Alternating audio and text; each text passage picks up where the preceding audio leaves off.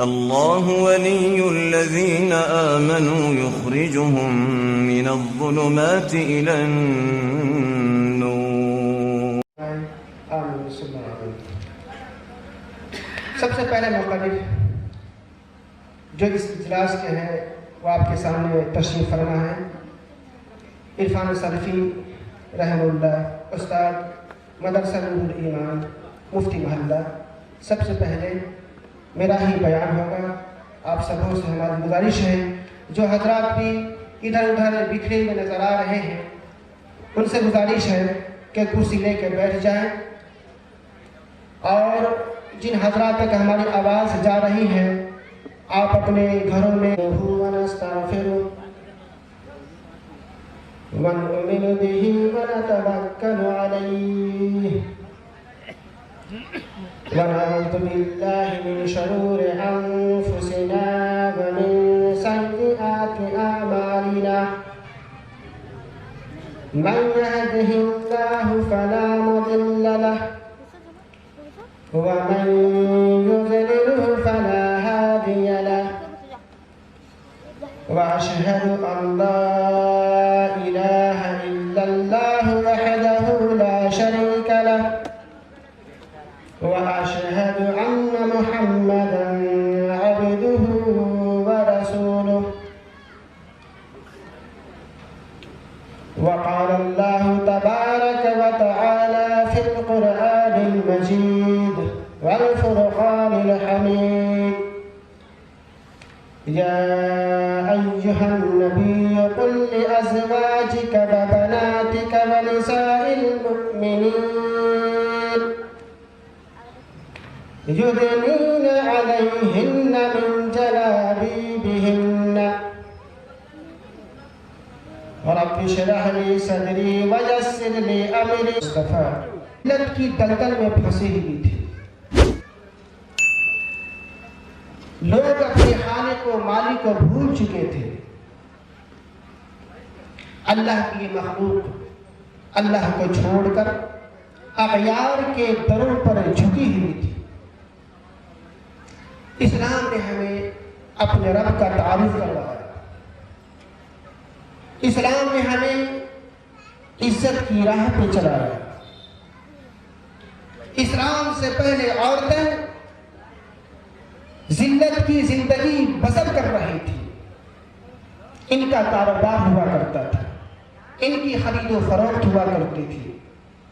عزت کی نظروں سے لوگ عورتوں کو دیکھنا چھوڑ دیے تھے.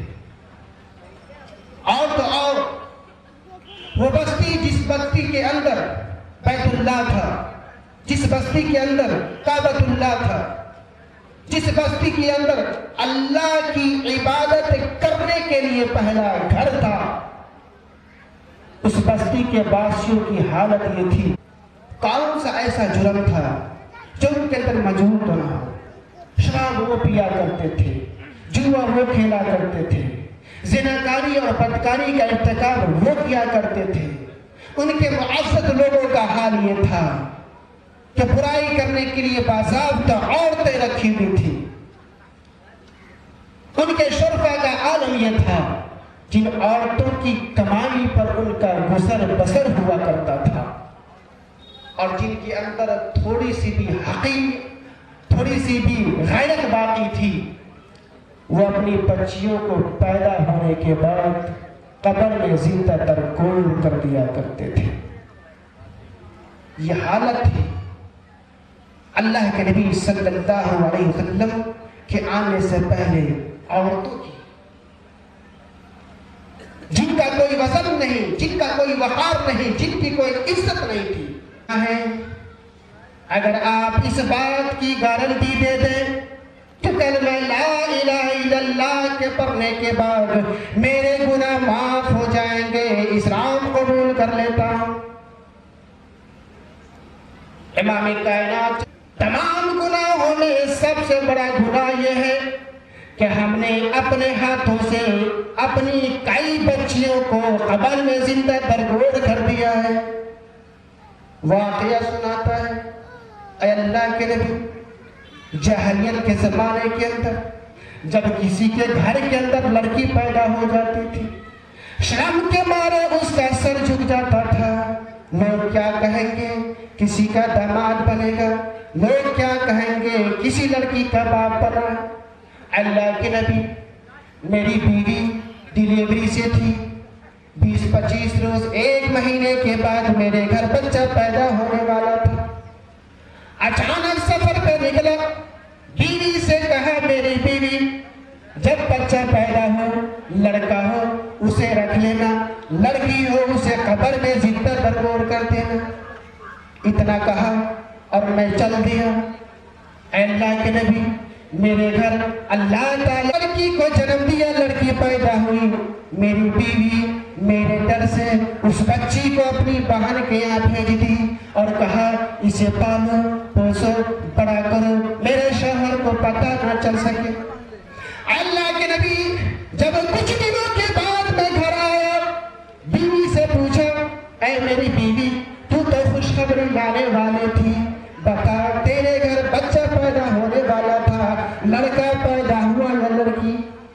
بیوی کہتی ہے میرے شوہر معاف کیجئے گا، میرے گھر اللہ تعالیٰ نے لڑکی پیدا کی لیکن وہ مری ہوئی پیدا ہوئی۔ آنکھوں میں آنسو آ گئے، کہا چلو کوئی بات نہیں، لیکن وہ بچی کچھ بڑی بیٹی کے چہرے پہ پڑی، اس کی خوبصورتی کو دیکھا، کہنے لگا یہ کس کی بچی ہے؟ کہا کہ یہ میری بہن کی بچی ہے۔ کہنے لگا کاش میری بھی ایسی بچی ہوتی، میرا بھی ایسا بچہ ہوتا، کتنا خوبصورت ہے۔ ماں کہتی ہے، بیوی کہتی ہے اے میرے شوہر، جب یہ خوبصورت ہے، جب یہ آپ کو بھا چکی ہے، کیوں نہیں آپ اسے اپنی بیٹی بنا لیں؟ کہا یہ کیسے ہو سکتا ہے، یہ تو تمہاری بہن کی بیٹی ہے۔ کہا کوئی بات نہیں، میں اپنی بہن کو منوا لوں گی، میں اسے پال لوں گی، میں اسے پوس لوں گی، میں اسے بڑا کر لوں گی۔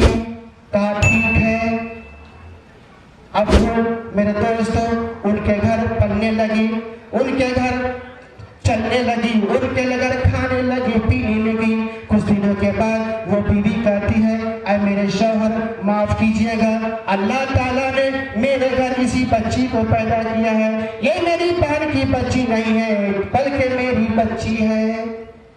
خوش ہو جاتا ہے، چلو کوئی بات نہیں۔ جب گاؤں میں نکلتا ہے، محلے میں نکلتا ہے، گاؤں والے تانا دیتے ہیں، طنز کستے ہیں، یہ کسی کی بچی کا باپ ہے، کل کسی کا داماد بنے گا۔ غصہ آتا ہے، گھر میں آتا ہے، بیوی سے کہتا ہے میری بیوی گاؤں والوں کے تانے کو میں برداشت نہیں کر سکتا، میری بچی کو نہلا دینا، دھلا دینا، اچھا کپڑا پہنا دینا، میں اسے قبرستان میں جا کر بیابان جنگل میں جا کر زندہ درگور کر دوں گا۔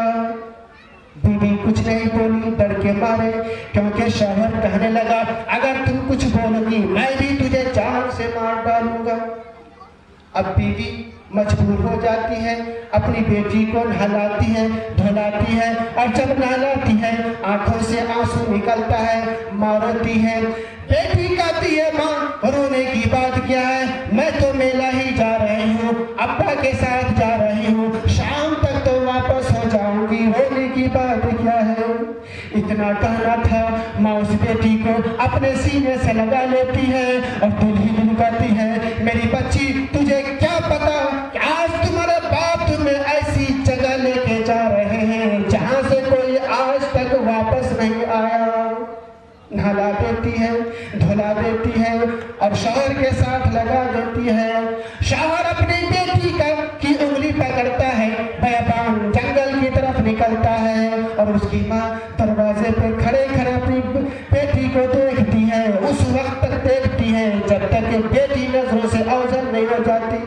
بیابان جنگل میں جاتا ہے، قبر کھودتا ہے، اور جب قبر کھودتا ہے مٹی اس آدمی کے دامن پہ پڑتی ہے۔ وہ بچی ننھی منھی سی بچی اٹھ کے دوڑ کے آتی ہے اور اپنے ننھے منھے ہاتھوں سے اپنے ابا حضور کا دامن صاف کرتی ہے، مٹی جھاڑتی ہے اور کہتی ہے ابا حضور آپ کون سا کام کر رہے ہیں، آپ کا کپڑا گندا ہو رہا ہے۔ لیکن اللہ کے نبی پھر بھی میرا قبر کو دیکھنے کے لیے قبر پہ کھڑی ہوئی، میں نے پیچھے سے دھکا مار کے کو قبر میں منہ کے بل گرا دیا اور اوپر سے مٹی ڈالنا شروع کر دیا۔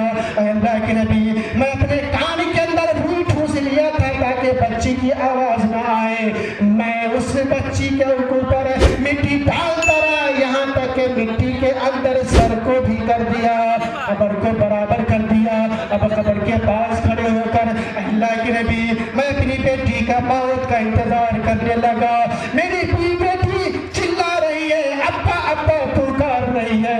اللہ کے نبی آخری الفاظ جو میری بیٹی کی زبان سے نکلا وہ یہ نکلا کہ ابا حضور آپ مجھے دفن کر کے جا رہے ہیں، مٹی میں چھپا کے جا رہے ہیں۔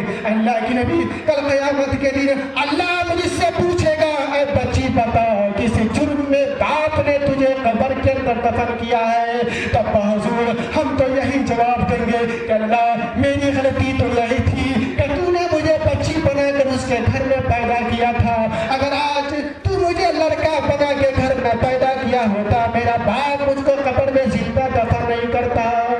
اتنا کہنا تھا، میری بیٹی کی روح پرواز ہو گئی، معاملہ ختم ہو گیا۔ اللہ کے نبی روتے روتے ان کی داڑھی مبارک تر ہو گئی۔ صحابہ کرام غصے میں آ گئے، کہا اے قیس کیا سنا رہا ہے تو؟ دیکھتے نہیں تو نے اللہ کے نبی کو رلایا ہے، ان کو غم پہنچایا ہے، بند کرو یہ قصہ، بند کرو یہ واقعہ۔ لیکن اللہ کے نبی صلی اللہ علیہ وسلم نے کہا میرے صحابہ انہیں نکال لینے دو۔ جب پورا واقعہ کہہ چکا اللہ کے نبی کھڑے ہوئے اور کہا او مکہ والے جن کو بچی پیدا ہوتی ہے اگر ان کو باپ بننے میں شرم آتی ہے، کسی کو داماد بنانے میں شرم آتی ہے، کسی کو بچی پالنے میں شرم آتی ہے، غیرت آتی ہے، یہ محمد رسول اللہ تیرے سامنے موجود ہے، اپنی بیٹیاں پیدا کرتے جاؤ، محمد کے حوالے کرتے جاؤ، میں ان کا باپ بننے کے لیے تیار ہوں، میں ان کو پرورش کرنے کے لیے تیار ہوں، اور اس کے لیے کسی کا لڑکا ڈھونڈ کر سسر بننے کے لیے تیار ہوں، کسی کو داماد بنانے کے لیے تیار ہوں۔ لیکن یاد رکھنا اپنی بچیوں کو زندہ ترگور مت کرو، اپنی بچیوں کو مت مارو، تم بچیاں پیدا کرو میرے حوالے کرو۔ اللہ کے نبی صلی اللہ علیہ وسلم نے اس طرح مکہ کے لوگوں کو بچیوں کو قبر کے اندر زندہ ترگور کرنے سے روکا۔ یہ عورتوں کا حال تھا، یہ عورتوں کی حالت تھی میرے دوستو۔ اللہ کے نبی صلی اللہ علیہ وسلم کے آنے سے پہلے یہ حالت ہے میرے دوستو، ہے نا؟ عورت کو اللہ تعالیٰ نے اسلام نے یہ مقام دیا ہے، عورت کو اسلام نے یہ مرتبہ دیا ہے، عورت کو اسلام نے بلند کی ہے۔ ایک شخص آیا اللہ کے نبی صلی اللہ علیہ وسلم کے پاس اور کہا کہ اللہ کے نبی مجھ کے اوپر سب سے پہلا حق کس کا ہے؟ کہا تمہاری ماں کا۔ کہا پھر؟ کہا تمہاری ماں کا۔ کہا پھر؟ کہا تمہاری ماں کا۔ کہا پھر؟ کہا تمہارے باپ کا۔ عورت کو یہ مقام کس نے دیا؟ اسلام نے دیا۔ عورت کو یہ مرتبہ کس نے دیا؟ اسلام خرچ کرنے سے اتنا ثواب عطا نہیں کرتا، یتیم پہ خرچ کرنے سے بھی اتنا اجر اللہ نہیں دیتا، مسکین پہ خرچ کرنے سے بھی اللہ اتنا اجر نہیں دیتا۔ پتہ چلا بندہ دنیا کے اندر کما کر چاہے جس پر جتنا لٹا کے خرچ کرتے سب سے زیادہ اجر انسان کو کب ملتا ہے؟ کب ملتا ہے؟ جب وہ اپنی بیوی پہ خرچ کرتا ہے۔ یہ مقام ہے عورتوں کا، یہ مرتبہ ہے عورتوں کا، یہ بلندی ہے عورتوں کا میرے دوستو جو اللہ تعالیٰ نے دیا ہے نا؟ ماں بہن بیٹی بنا کر اللہ تعالیٰ نے اسلام نے عورتوں کو مقام دیا ہے میرے دوستو۔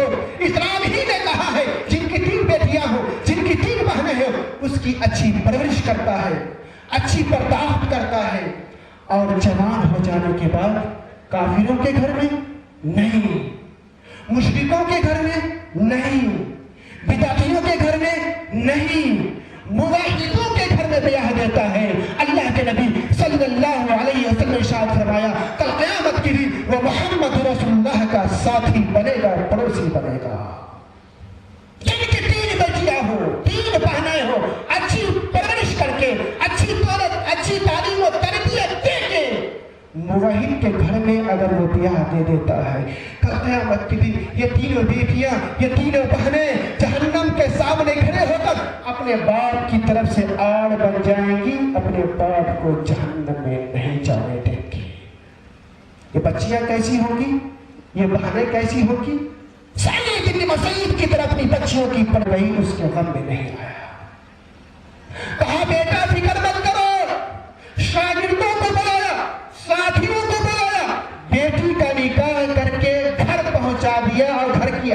یہ ہے کہ گھر میں کھانے کو کچھ نہیں. 3 والی بیٹی گھر میں گئی, دیندار بیٹی بہو بن کے گھر میں گئی. اللہ تعالیٰ نے پھر دوستو ان کے شوہر کو اتنا مال دیا اور اس مال میں اتنی برکت دی کہ مدینے کے گورنر بھی آتے تھے ان کے گھر پہ اور اس کے دسترخوان پہ کھا کے جاتے تھے. شادی ہو گئی, صبح ہوئی, استاد اٹھا, شوہر اٹھا, بیوی پوچھتی ہے کہاں جا رہے ہو؟ کہا کہ تیرے باپ کے پاس پڑھنے جا رہا. کہا میرے باپ کے پاس پڑھنے کی ضرورت رہی, میرے باپ کو اللہ تعالیٰ نے جتنا علم دیا تھا باپ نے مجھے دے دیا ہے, اب تو بیٹھ میں تجھے پڑھاتی ہوں. جب اس طرح تربیت ہوگی تو سوچ سکتے ہو کہ مسلمانوں کی حالت بدلے گی. جب اس طرح تربیت ہوگی تو کل قیامت کے دن میرے دوستو محمد رسول اللہ کا ساتھی بنو گے, پڑوسی بنو گے. اللہ کے نبی صلی اللہ علیہ وسلم نے ارشاد فرمایا الدنیا کلھا متاع خیر متاع الدنیا المرأة الصالحہ. دنیا کی سب سے بہترین پونجی, دنیا کی سب سے بہترین دولت, دنیا کا سب سے بہترین مال المرأة الصالحہ, نیک عورت ہے. بیوی کی شکل میں, ماں کی شکل میں, بہن کی شکل میں, خالہ پھوپھی کی شکل میں. اور پھر اللہ کے نبی صلی اللہ علیہ وسلم نے نیک بیوی کی پہچان بھی بتلائی. اذا نظر الیہا سرتہ, جب شوہر بیوی پر دیکھے تو بیوی مسکرا کے شوہر کو خوش کر دے, یہ نیک بیوی کی پہچان ہے. وَأَمَرَهَا أَطَاعَتْهُ, اور جب شوہر کسی چیز کا حکم کرے تو بیوی فوراً اس کے حکم کی تعمیل کرے. یہ کوئی وقت نہیں ہوتی. 150 روپے کہاں رکھتے ہیں؟ اسی چیک میں رکھتے ہیں. 500,000 روپے کہاں رکھتے ہیں؟ پینٹ کے اندر پاکٹ میں رکھتے ہیں. اور اگر کسی کے پاس 50,000 لاکھ روپے ہو تو بینک کے اکاؤنٹ میں رکھتے ہیں, ہے نا. پتا چلا جس چیز ماں کی شکل میں, بہن کی شکل میں, بیٹی کی شکل میں, خالہ پھوپھی کی شکل میں, ان کو بازاروں میں یوں ہی گائے کی طرح کھلا چھوڑتے ہیں. غور کیجیے مسلمانوں, یہ مسلمانوں کی سمجھ کیا ہو گئی, ان کی فکر کیا ہوگی, سوچنے کی بات ہے اور غور کرنے کی بات ہے. اللہ تعالیٰ قرآن مجید کا ارشاد فرماتا ہے یا ایھا النبی قل لازواجک وبناتک ونساء المؤمنین یدنین علیہن من جلابیبہن. اے نبی صلی اللہ علیہ وسلم, آپ مسلمانوں کی ماؤں کو پردے میں رہنے کا حکم دیتے, آپ انہیں فرما دیجئے جب بھی باہر نکلا کریں چہن, جب ان کے پاس کوئی کلام کرو, کوئی بات کرو, کوئی چیز سوال کرو, قرآن کہتا ہے فَاسْأَلُوهُنَّ مِنْ وَرَاءِ حِجَابٍ, پردے کے پیچھے سے بات کرو. فائدہ کیا ہوگا؟ ذَلِكُمْ أَطْهَرُ لِقُلُوبِكُمْ وَقُلُوبِهِنَّ, یہ تمہارے دلوں کو بھی پاک کرے گا, ان کے بھی دلوں کو بھی پاک کرے گا. غور کیجیے, نبی کی ماں ہے, تمام مسلمانوں کی ماں ہے, جن سے شادی کرنا حرام ہے, ان کے پاس اگر جاؤ کوئی کلام کرنا, کوئی بات کرنی ہو, قرآن کہتا ہے پردے کے پیچھے سے کلام کرو. آج ہمارے یہاں پردے کے پیچھے سے کلام کون کرتا ہے پتہ ہے آپ کو میرے دوستوں؟ آج مسلمانوں کی عورتیں چست لباس پہن کر, باریک لباس پہن کر, اندر کا سوٹ 250 روپے کا, باہر کی چادر 400 روپے کی. اندر کا سوٹ اتنا خوبصورت نہیں ہوتا, باہر کی چادر اتنی خوبصورت ہوتی ہے, اوپر سے کڑھائی کیا ہوا, موتی لگا ہوا ہے نا. بڑے بڑے گھروں کی عورتیں ہیں, بازاروں میں شاپنگ کرتی ہوئی نظر آتی ہے, گھومتی ہوئی نظر آتی ہے. اور آج کل بڑے بڑے لوگوں کو شاپنگ کرنے نہیں آتی نا, اس لیے ان کی عورتیں کپڑا خریدنے کے لیے مارکیٹ میں جاتی ہیں. اور حالت کیا ہوتی ہے, دوپٹے کا ایک پہلو ادھر ہے, دوسرا ادھر ہے, اور بیچ میں 6 انچ کا پھاٹا کھلا ہوا, بازاروں میں گھومتی ہے, شاپنگ کرتی ہے. اور جب دکان میں جاتی ہے, میرے دوست کپڑے کے دکاندار بھی بڑے تیوس اور بھروا ہوتے ہیں. مردوں کا اسٹوڈی ادھر لگا ہوا, عورتوں کا اسٹوڈی ادھر لگا ہوا, بیچ میں پردہ کیا ہوا. جب یہ عورت اس دکان میں جاتی ہے, وہ تیوس اور بھروا دکاندار بیچ میں پردہ کھینچ دیتا ہے, غیر مردوں سے پردہ کرواتا ہے, اور خود ایسی عورتوں کو ننگا کر کے خود دکھتا ہے. یہ عورت ان کی کون لگتی ہے؟ اور کہتی یہ شرم والی ہے، یہ حیا والی ہے، یہ فلاں فلاں خاندان کی عورتیں ہیں نا، یہ سوچ سمجھ کے مارکیٹنگ کرتی ہے، اس لیے بیچ میں پردہ کر دو۔ اور لوگ تو نہیں دے سکتے لیکن دکاندار فون چیز بھر کے دیکھتے ہیں۔ یہ عورتیں ہیں جو پردے کے پیچھے سے کلام کرتے ہیں۔ میرے دوستوں سوچئے اور غور کیجئے میرے دوستوں، آج ہمارے معاشرے کے اندر بات چلی ہے میرے دوستوں، تو میں کہہ دیتا ہوں آج ہمارے معاشرے کے اندر، مسلم معاشرے کے اندر عریانیت بالکل پھیل چکی ہے میرے دوستوں، بے پردگی بالکل پھیل چکی ہے میرے دوستوں۔ اس پر مردوں کو کنٹرول کرنے کی ضرورت ہے۔ اللہ کے نبی صلی اللہ علیہ وسلم نے ارشاد فرمایا ترکت ما ترکت بعدی فتنہ اضر الی الرجال الی النساء۔ اے صحابہ، قیامت جب قریب ہوگا ایک ہی فتنہ برپا ہوگا، بہت بڑا فتنہ، اور وہ عورتوں کا فتنہ ہوگا۔ کیسا فتنہ ہوگا؟ بکری پکڑ کے لے کے جا رہے ہیں، لوگوں سے پوچھا بھائی بچوں کی کیا ہو گیا؟ میں تو انہیں جانتا ہوں، یہ مری ہوئی بکری اور مری ہوئی مرغی پکڑ کے کیوں لے کے جا رہی ہے؟ کہا کہ یہ چھوٹی سی بچی ہے، اسے کچھ معلوم نہیں ہے، لا علمی میں لے کے جا رہی ہوگی۔ کہا کہ نہیں، میں ان کے خاندان کو جانتا ہوں، پڑھا لکھا خاندان کا کی اولاد ہے، یہ مہذب خاندان کی اولاد ہے، یہ ایسا نہیں کر سکتی ہے۔